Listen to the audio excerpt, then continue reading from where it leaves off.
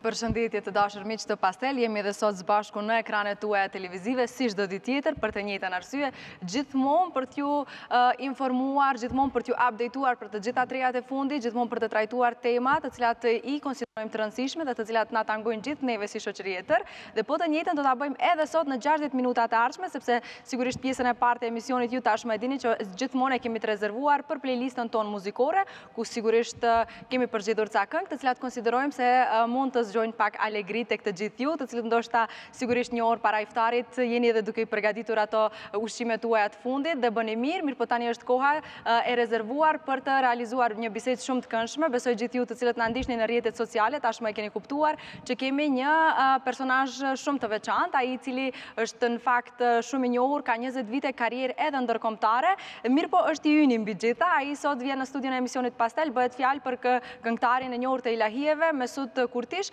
ai i cili në fakt do të na jap këtë mundësi dhe këtë ekskluzivitet që për herë të parë ta njohim edhe ne në një dimension ndryshe. Nuk do të flasim vetëm për karrierën e tij artistike, do të flasim dhe do ta njoftojmë në dimensionin njerëzor. Vetëm pas pak do vijojmë bisedën me të, sepse tani është koha e rezervuar për marketingun promocional, që e kemi vazhdimisht dhe çdo ditë pjesë të emisionit ton, po flasim për produktet të cilat i gjejmë në të gjitha pikat e shitjes së farmacive Zegin dhe produktet e brendit Gero Vital dhe linjës Must Have, që në gjuhën shqipe i bie të jetë linja të cilën patjetër duhet ta keni. Po flasim për një serum i cili vjen i krijuar nga 3% kafein, kemi 1% vitamin C dhe 0.3 eskin. Janë 3 përbërësit kryesor të cilët ndikojnë në përmirësimin dhe reduktimin e rrathave të zinj rreth syve.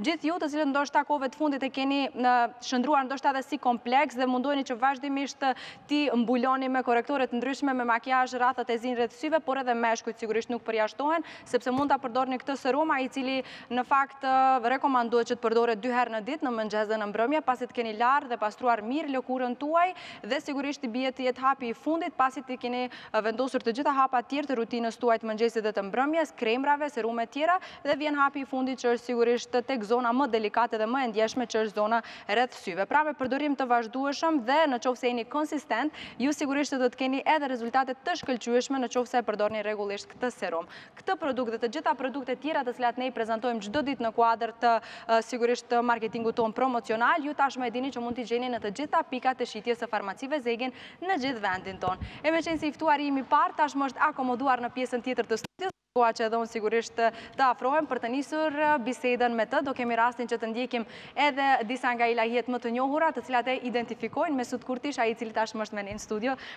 Kemi, faleminderit shumë që pranuat ftesën, dhe më vjen shumë mirë që këtë Ramazan ju gjejmë në Shkup dhe ne ta shfrytëzojmë mundësinë që t'ju njoftojmë pak më ndryshe se sa herat e tjera. Faleminderit shumë që pranuat ftesën. Edhe unë ju falenderoj shumë për ftesën fillimisht, edhe që ma bërët të mundshëm të jem me qytetarët tonë, me ato të cilët neve na shikojnë, edhe pak më parë dhe ju e cekët, është koha veç para iftarit.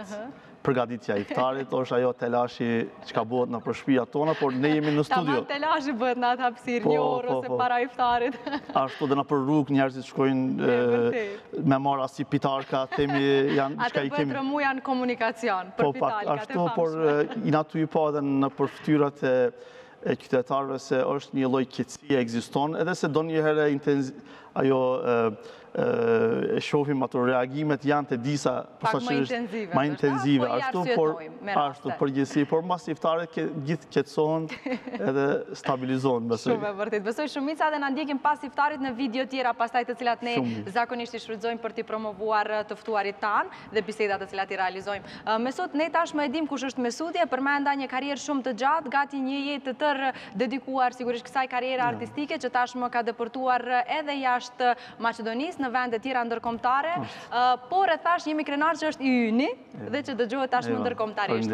Ne do ta lusim regjin që ndoshta të krijojmë një atmosferë edhe më të mirë, që të kemi në prapavi edhe një nga ilahijet që identifikon që është klasike e Mesutit, por do vijojmë bisedën që të flasim pak më ndryshe, të hapim horizontin, nuk do të flasim vetëm për karrierën tënde artistike, por duam të t'ia dedikojmë komplet këtë bisedë Ramazanit. Unë jam shumë e sigurt Mesut që ke pasur rastin ta presësh Ramazanin në vende të ndryshme, si në Turqi, si në Shtetet Arabe, e kështu me radhë. Pra do të bëjmë një krahasim të kësaj, por fillimisht dua të kthejmë në fëmijëri. Mesut, na e tregosh si e kujton ti agjërimin tënd të parë, në ç'moshë ke qenë dhe si të është sqaruar ndoshta kuptimi i agjërimit, vlerat e agjërimit dhe muajit të shenjtë Ramazanit. Si e kujton ti këtë kohë? Ashtu, unë muj me fillu kështu, në fakt njëre duke dëshiruar edhe lutur prej Allahu Gjellëshanu që Allahu Gjellëshanu na i pranoje neve agjërimin edhe gjithve atyme të cilët agjërojnë. Si pas traditave tona, me që jemi shkupjan edhe jemi rritën në Dukangjik themi, në mahallën më të vjetër të Shkupit. Fillon ajo fëmijëria është shumë interesante, e kemi një traditë na, besoj që shumica e kanë praktikuar këtë traditë.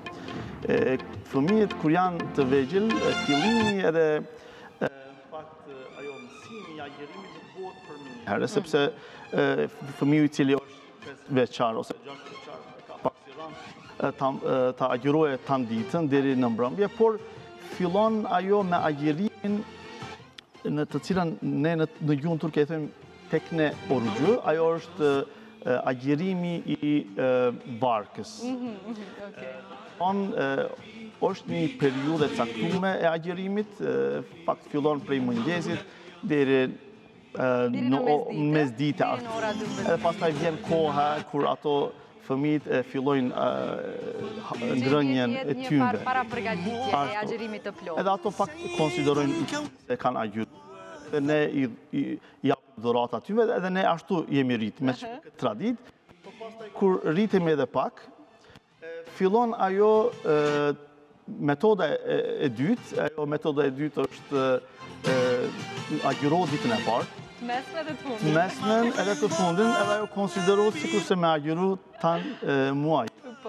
Edhe vjen ajo koha mo çdo kush me atë përvojën e vet, fillon ta agjëroje prej fillimit deri në mbarim, por ne asnjëherë neve nuk na kanë insistuar ashtu që ta mbajmë këtë agjërim mos, sepse gjithë e kemi ditë se jemi fëmijë, edhe ky obligim nuk është për neve fëmijëve, por ne gjithë kemi pas dëshirë që të jemi pjesë ta provojmë ndjenjën e agjërimit.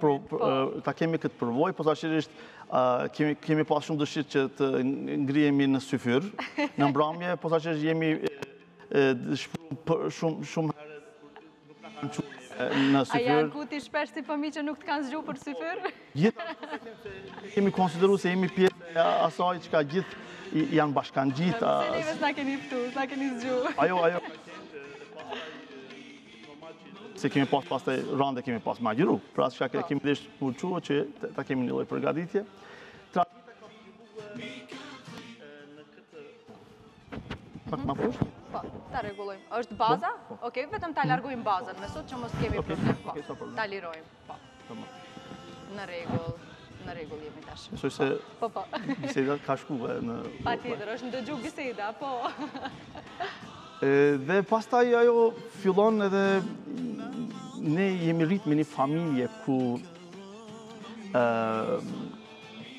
gjithë kemi pas një tradit, por shkupjanët vjetër ato shumë mirë e dinë, shtëpia tona kanë qenë ashtu shtëpia me bache, dhe kemi pas kapigjika, kur ato janë kapigjikat do me thonë dyert vogla, kur kemi pas mundësi me kalu ka kojshit, ose këtë mahallën kemi pas mundësi dyqysh me e hecën. Kemi pas një pak komoditeti. Ashtu. Edhe kemi jetuar bashkë me gjyshin, pastaj me migjën, edhe me kusherind, mendoj me një shtëpi, se shtëpijat janë kanë pak më të mëdha, pastaj normal ndryshon ai tradit tena, sepse çuç e dim edhe kur shtu edhe numri i popullatës tonë edhe më veç filloj ndryshun edhe ato traditat, edhe ato shtëpijat e vjetra më veç nuk ekzistojnë. Mujna me thanë. Jem rrit në atë ambient kur unë pak e kum pas edhe si avantazh se gjyshin e kum pas hoxh, mendoj, Nimetullah Efendin, ai ka qenë hoxh i cili ka shërbyer në xhamin e Haxhi Ballabanit. Kjo është një xhami e ndërtuar shumë vjetër, mendoj 1440, është një xhami shumë tradicional. Ai ka shërbyer aty ku në vitin 89 ka ndryer, por unë e majmën, kam qenë 8 vjeçar derisa kemi qenë dhe kemi jetu bashkërisht, por kemi fitu shumë gjëra prej tyre. Unë së një haroj ato momentet kur jemi që për syfyr, kur para iftarit jemi ullë në sofër, e kemi pasë në atë themi ritual ose themi këndimi i tekbirave, salavateve, disa duat neve që na kam mësuar. edhe pastaj fillimi i iftarit, sepse ne ashtu e kemi tradit, mendoj fillojmë me thirrjen e ezanit.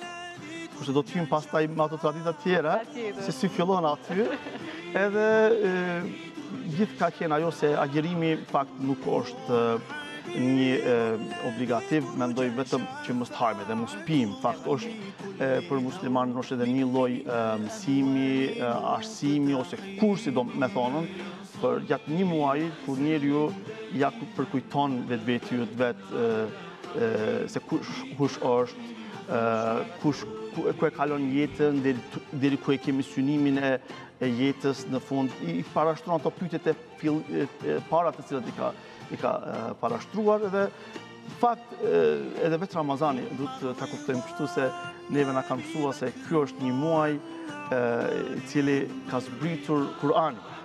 Edhe në fakt ne e festojmë këtë me Ramazan. Dhe për atë çka ka dhe Allahu xhaleshano e ka bo fars Ramazanin, sepse thot në atë muaj ne e kemi zbritur Kur'anin. Dhe fakt manifestimi i asaj është edhe zbritja e Kur'anit. Pasi që është ajo ashtu, edhe ne kemi pasi tradit të shtëpia që të marrim të lexojmë mukabele. Mukabele do me thonë leximi prej fillimit deri në mbarim të Ramazanit, mbarimi i vetë Kur'anit, leximit të Kur'anit.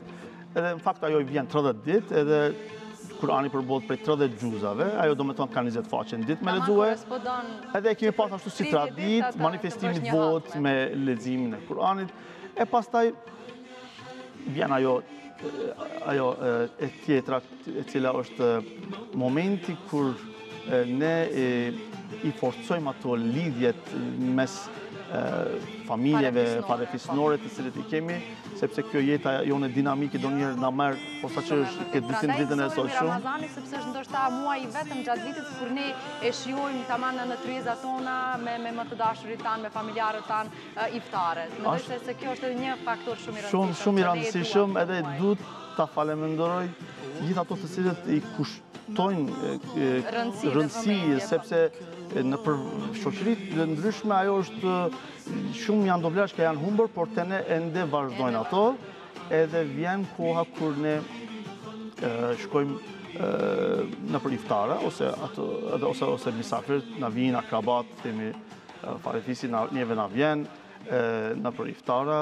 edhe kjo është ajo momenti kur ne përsëri e ndjemi se jemi një familje madhe, edhe posaçërisht kjo është edhe një ambient shumë pozitiv për generatat të cilët vinë pas neve. Dhe jam shumë i kënaqur për atë çka ende e vazhdojmë këtë traditë. Mendoj pyetja ishte pak si më e gjerë, por unë muj me fol shumë, por s'du edhe.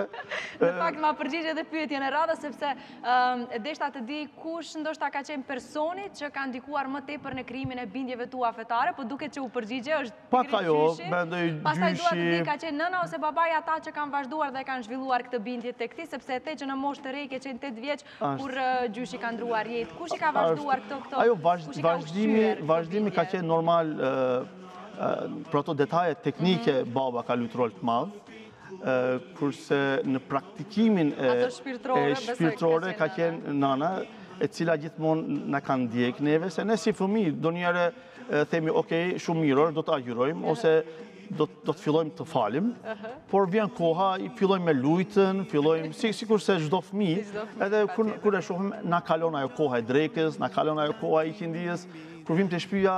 A e falem namazin sot, çka ndodhi? Jo se kemi lutjen, jemi habit, ka kalu koha, pastaj hajde prej fillimit. Ajo është puna e sabrit. Ne shti për momentin e marrim vesh këtë rëndësinë e kontributit tynve, nanalarëve ose babalarëve tonë, sepse ne për momentin e kemi njëjtin rol, e luajmë me fëmijët tanë.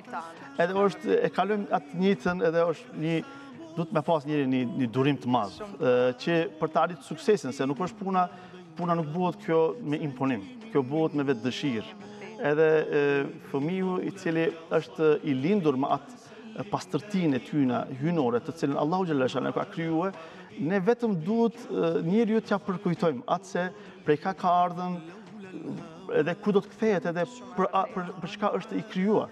Fakt momentin qëllimin e kësaj jete. Sepse prindrit nuk janë gjithmonë pranë fëmijëve tyre. pranë vajzave tona ose djemve tonë, por ato... Por edukata dhe mënyra se si një rrisim ata, sigurisht reflekton pastaj, edhe kur ne nuk do jemi Ashtu, gjithmonë na duhet të japim një kontribut të cilën e japim, që kur të vinë me një mosh, ajo është mosha, besoj se e shkollës së mesme, boqe dhe fakultetit, vere koha kur ato në mënyrë të pavarur, do t'i marrin vendimet e tyre, të sakta, të mira, edhe do të shndrohen në personalitete pozitive, sepse ai i cili është besimtar, ai gjithmonë e andron të mirën, edhe andron që t'jese pjesë e asaj të mirës, edhe është kundër asaj të keqës. Edhe ne gjithmonë edhe kemi dëshirë, dhe ëndra jonë është në shoqëritë tona kur i edukojmë edhe fëmijët tonë që ta japim edhe atë kontribut me generatat të cilët vinë pas neve. Pak Ramazani është edhe pak si mësues për këtë gjë, sepse kur i edukojmë ne fëmijët, i themi se nuk është puna vetëm mos me hangër dhe mos me pi, por është edhe puna që kur t'jesh me shoqërinë, ndonjëherë vjen kur nervozohesh, që duhesh t'i thesh shokëve se sot jam i agjërueshëm, nuk do të reagoj. Shumë më tepër se sa vetëm të agjërosh. Është një pjesë e Ramazanit agjërimi. Ne e thamë në fakt edhe me bisedat që kishim në ditën e parë të Ramazanit. Edhe kjo është, mendoj, ajo tradita që vazhdon tek ne, mendoj, të cilët e kemi trashëguar edhe prej familjarëve tonë, edhe të cilët ne mundohemi sigurisht të kalojmë nga generatave të cilët vinë pas neve. Po, me sot përmende iftaret në fakt, po dua tani ta bëjmë një krahasim mes iftareve që kemi përjetuar si fëmijë, që keni përjetuar ju si fëmijë, dhe iftaret në ditët e sotme. Thatë që në këtë muaj ndoshta i rikthejmë lidhjet farefisnore, por që nuk është se gjatë gjithë vitit ne jemi kaq afër me familjarët tanë. Mendon që mungon sot kjo traditë në këtë kohë moderne që po jetojmë, ndoshta është vështirë nëse në atë kohë familjarët e afërt kanë mundur që të vinë dhe të shijojnë iftaret edhe pa ftesa, në ditën e sotit është e pamundur kjo. Duhet dikush na tregojë më herët apo t'i bëjmë me rezervime iftaret. Si e komenton ti këtë pjesë? Normal, përpara ka qenë ajo një lloj iftaret kanë qenë të hapura kanë qenë edhe ndonjëherë kemi pas raste që në momentin e fundit derës i kanë ra, për shembull, edhe bismillah kanë ardhur. Ndërka që sot nuk e bëjnë dot këtë. Sot është pak si punë e rëndë, sepse ne duhet të përgatitemi pak. Ajo iftaret e mëhershëm kanë qenë pak më modeste, muj me thonë.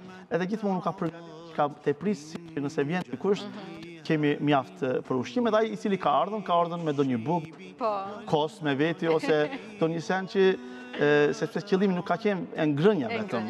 Qenë ajo muhabeti, bashkimi, gëzimin ta për dajmë mendoj mes neve, kurse sot pak ajo duhet me kuptu edhe jeta dinamike e ka bërë këtë. Edhe janë modernizuar iftaret, tani shumë ftesa nuk është se bëhen në shtëpi, shumë iftare po bëhen në restorante. Ka ndryshuar shumë. Edhe ajo, në fakt, ne duhet ta pranojmë atë si pozitiv, se dikush po mendon për neve dhe neve nafton, por unë e gjithmonë edhe thamë, shtëpiat na duhet me ngjallën me mysafirët, sepse bereketi është edhe aty. Shtohet aty. Edhe për fëmijët tanë është mirë që ta shohin këtë model, se nuk është mjaft ty vetëm me eduku fëmijën duke i tregu atyve teoria, në fakt. Kurse edukimi më i madh është modelin e merr praktikë.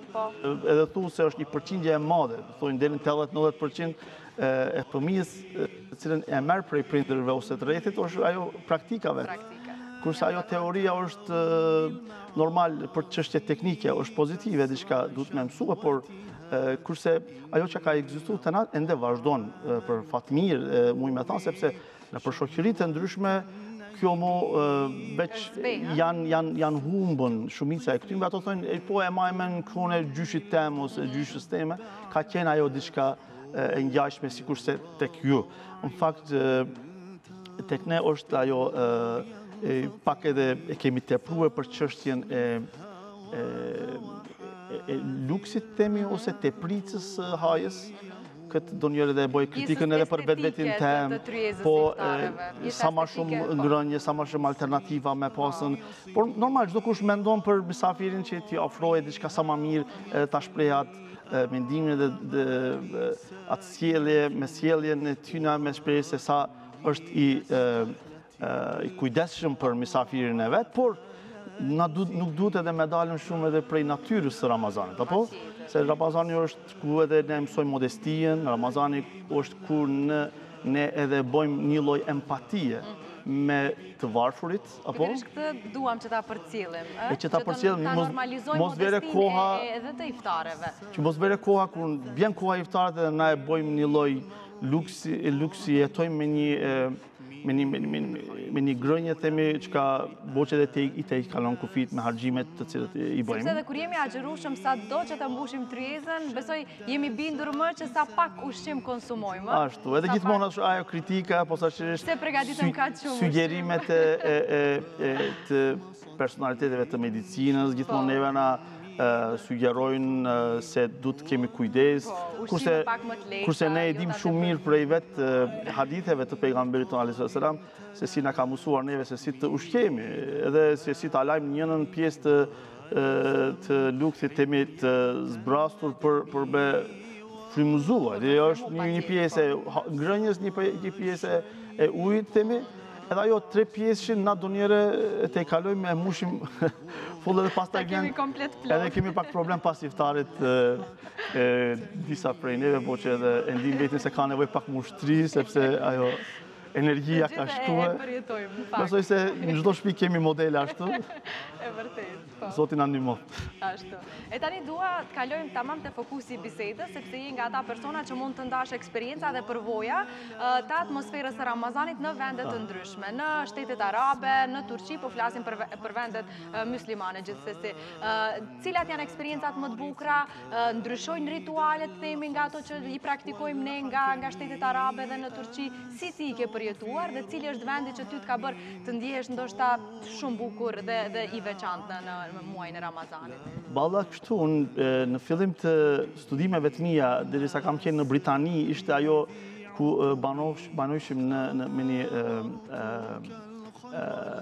accommodation në internat themit studentëve, kur aty kishim student prej tam botës, mendoj botës arabe, Malezi, prej shteteve të Evropës.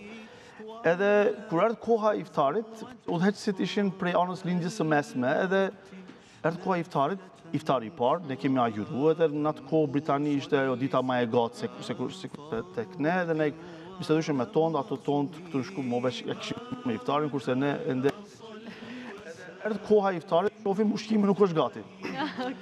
Edhe çka është kjo punë, e shohim se është një përgatitje, janë të e bërë përgatitje, po erdhë koha e iftarit, ne nuk kemi asnjë. Jo në kohë iftarit. Po ne na ka ardhur koha, na dojmë me hangër, e tham çka është puna, çeshti do t'i bim hurmat.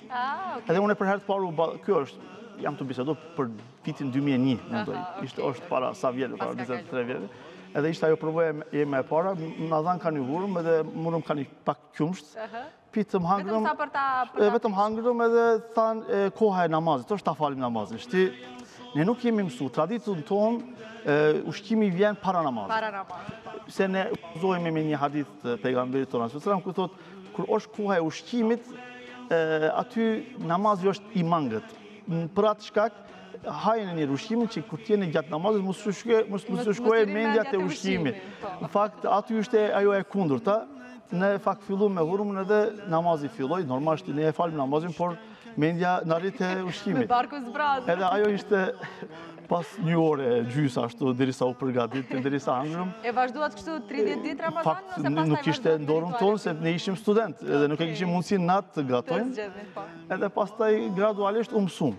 Edhe e lipshim atë traditën tonë, sepse në para iftarit ulemi, e kemi ushqimin para veti, por nuk hajmë, e presim kohën të vere. Edhe, në fakt, ajo dallojke, edhe në botën arabe është e njëjta përafërsisht, kurse ne jemi shumë afër asaj kulturës turke, mendoj gjithë ulën në sofër, edhe fillon ajo ezane dhe fillon. Koha e lutjeve, presim. Koha e lutjeve, dallimi mendoj se nuk është shumë e madhe, sepse gjithë e përjetojmë të njëjtën, posaçërisht leximi i Kuranit është koha kur ne festojmë Ramazanin edhe ato e bëjnë të njëjtën me leximin e Kuranit dhe me kuptimin e fjalës së Zotit Xheleshanu, sepse si tradit normal e kemi leximin ne, por shumë pak e kemi prej atyme të cilët fokusohen më tepër në mesazhet e Kuranit. Sepse Allahu Xheleshanu në ato ajetet kuranore neve na drejtohet direkt, jo vetëm si musliman, në fakt edhe si njerëz, sepse ajo është krijuesi jonë i gjithëve, edhe është koha, momenti, besoj, se ku duhet edhe të fokusohemi më tepër dhe kemi një gjenerat që për fat mirë që janë duke studiu, duke u lumtuar edhe e kalojnë këtë kohë që e shohim edhe në botën arabe, edhe në Turqi janë asi lloj mejlise themi ose tubime ku ulen edhe e kryejnë Kur'anin me anë të leximit me kuptim, edhe me sqarim normal.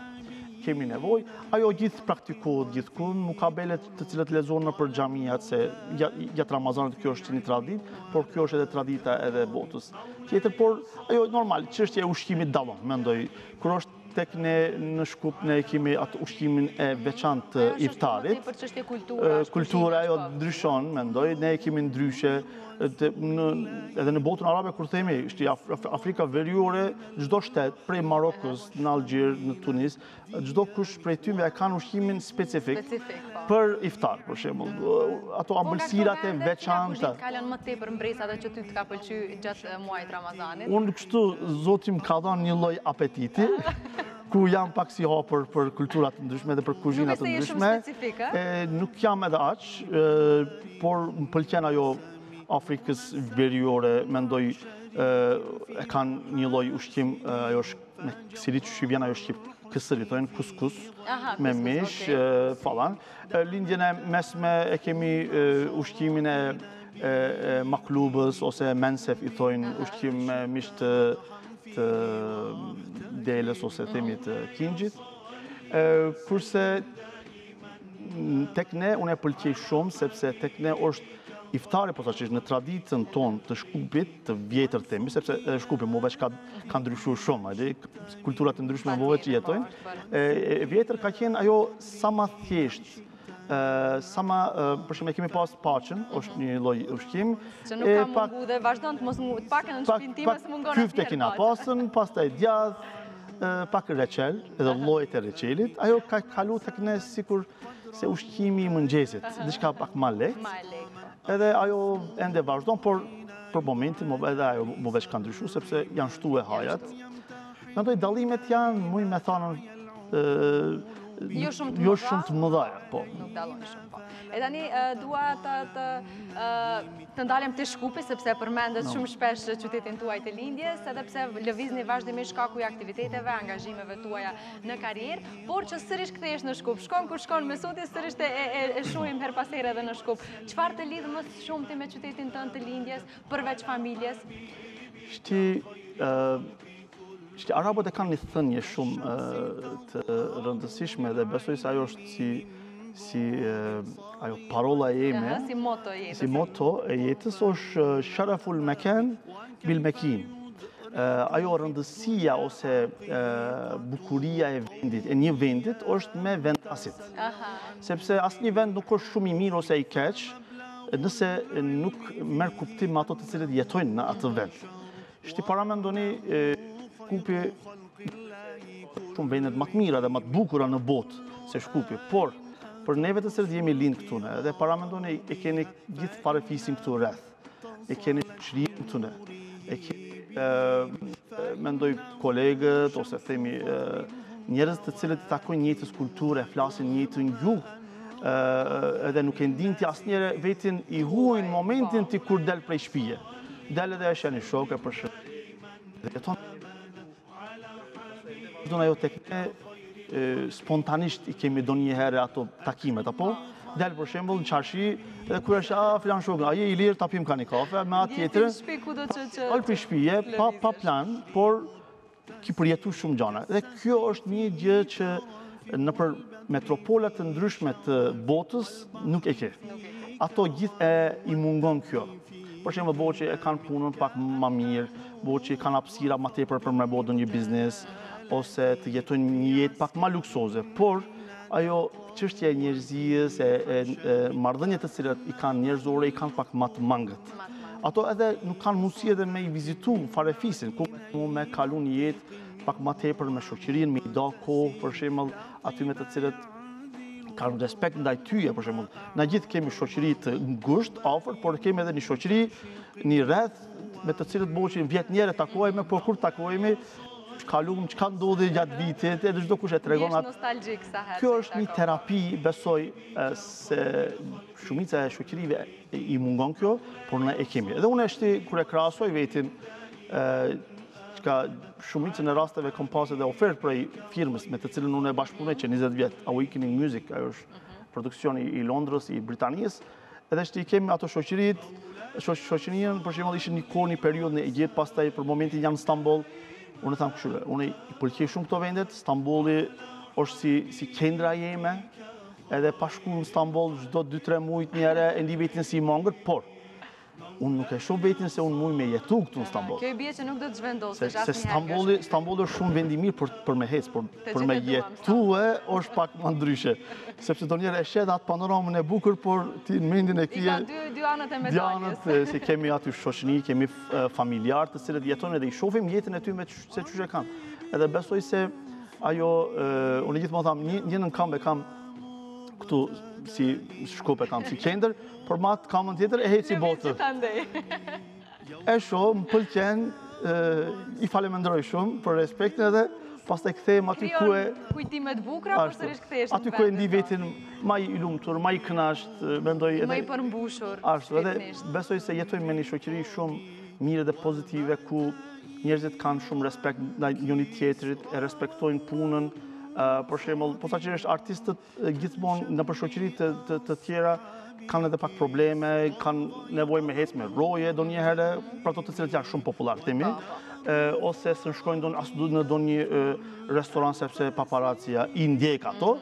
Nuk kam privatësi me pak. Nuk kam privatësi, kurse tek ne je rehat këtu edhe kryetari i shtetit kur kalon çarshi, thonë kryetari i shtetit qenka, e përshëndet edhe vazhdon mirë. Nuk na bën shumë përshtypje. Ashtu, edhe ajo më pëlqen shumë, edhe gjithë respektojnë, nëse të njeh për shembull, unë kam dalë me familjen time, me shoqën, me fëmijë, asnjëri nuk e shoh që më vjen edhe më pengon, por nëse do dikush të më bisedoj, vetëm jep shenjë, unë nëse i kthehem, bisedojmë, përshëndet. Ose donjëherë admirimi, besoj kjo edhe unë e di atë si pozitiv edhe i falenderoj gjithë atyve të cilët i respektojnë posaçërisht njerëzit pak më të famshëm, sepse fama e ka në veti atë negativitet ku njeri nuk e përjeton ashtu sa duhet privatësinë e vet. Por këtu besoj se Shkupi e ka... Jo, këtu jemi rehat në këtë vite. Këtu jemi shumë rehat. Dua pak të ndalim, me qenë se kemi arritur në minutat e fundit, por të flasim pak për aktivitetet artistike. Për momentin të kemi në Shkup, por cilat janë planet e ardhshme, çfarë tjetër do të prisim nga Mesuti? Ku është destinacioni radhës? Ato të cilët ndjekin mua, i ndjekin edhe punimet e mia, por ato të reja të cilët do t'i prezantojmë, është se pak para një jave isha në Kairo. Aty e pata një gjizim të një videoklipit me antarin e grupit Outlandish të Danimarkës, Isam Beshir, ne patëm një duet, ku aty edhe e bonëm ingjizimin e klipit. Kurse një punim tjetër e kam, ajo është audio, është e kryme, është i do të boj edhe ingjizimin e klipit pas një jave. Ajo është bashkë sot një javë, do të bëhet realizimi në Stamboll. Jemi duke bisedu për modelin e punimi se si do të realizohet. Ajo është apostafat për pendimin, edhe është një këndim do të jese apostafat për Ramazanin. Ajo dhe ditët e fundit të Ramazanin do të prezentohet.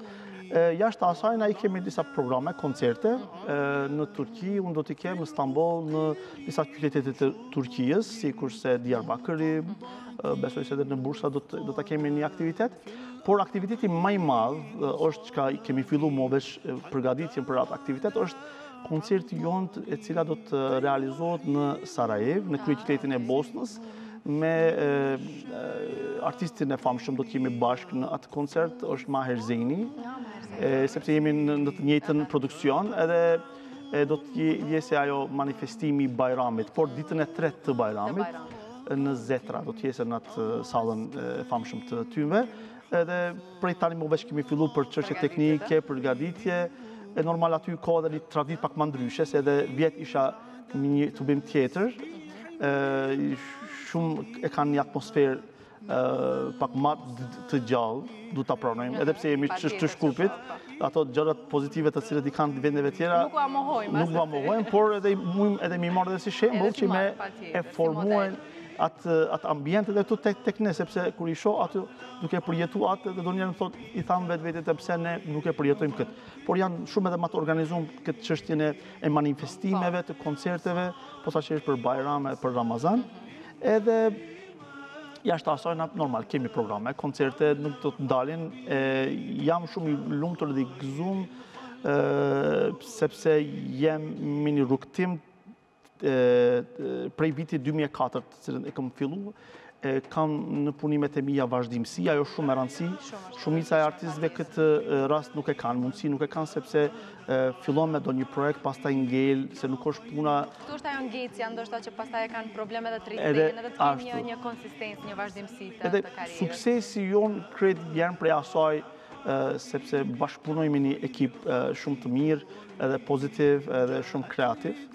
Edhe çdo kush e kryen detyrën e vet, edhe ajo puna veç vazhdon.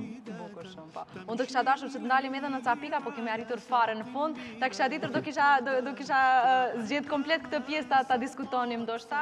Doja të preknim pak edhe projektin të cilin e ke realizuar tani shpejt për situatën që po ndodh aktualisht në Gaza, por që po e lëm kësaj radhe të kemi shije të mirë të bisedës, sepse kemi biseduar vetëm për gjëra të bukura dhe lutemi për ato, ne vetë lutemi për vëllezërit tonë dhe motrat tona në Gazë, sepse ato janë tu e sfidu një sfidë të madhe.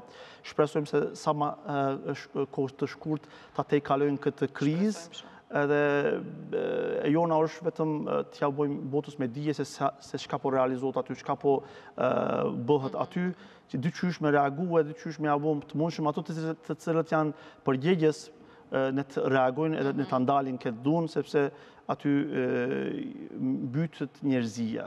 Dhe për këtë jemi përgjegjës gjithë ne. Ashtu edhe unë ashtu e një punim e bona vetëm ta promovoj ose ta bëj me dije botës, të solidarizohem me, sepse kam edhe shok aty të cilët i kanë humbën familjarët e tyre në Gazë, edhe është një situatë shumë e rëndë. Shpresojmë që shumë shpejt edhe të përfundojë. Inshallah.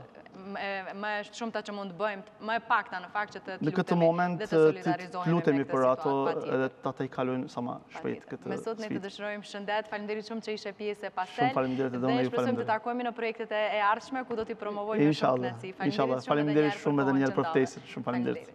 Atër pas kësaj pjesë në fakt shumë të bukur, ku ne diskutuam, fokusin e kishim komplet e muaj shenjtë Ramazanit, biseduam me Mesut Kurtish, ai i cili ndau pjesë dhe nostalgjike nga fëmiria e deri në ditët e sotme, se si e ka përjetuar ndër vite dhe si vazhdon ta përjetojë këtë muaj të shenjtë. Është koha që të shkëputemi për të ndjekur vetëm pak minuta marketing, sepse rikthehemi me pjesën e dytë, ku në fakt do të lidhemi online me Belgjikën. Nga Brukseli do të na flas Luiza Duraki me i, ajo e cila në fakt do të na flas për kandidimin e saj, është një shqiptare nga Shkupi, por që kandidon për një vend për të siguruar vendin e saj si deputete në Parlamentin e Brukselit. Pra do të flasim me të vetëm pas pak, ndjekim fillimisht marketingun.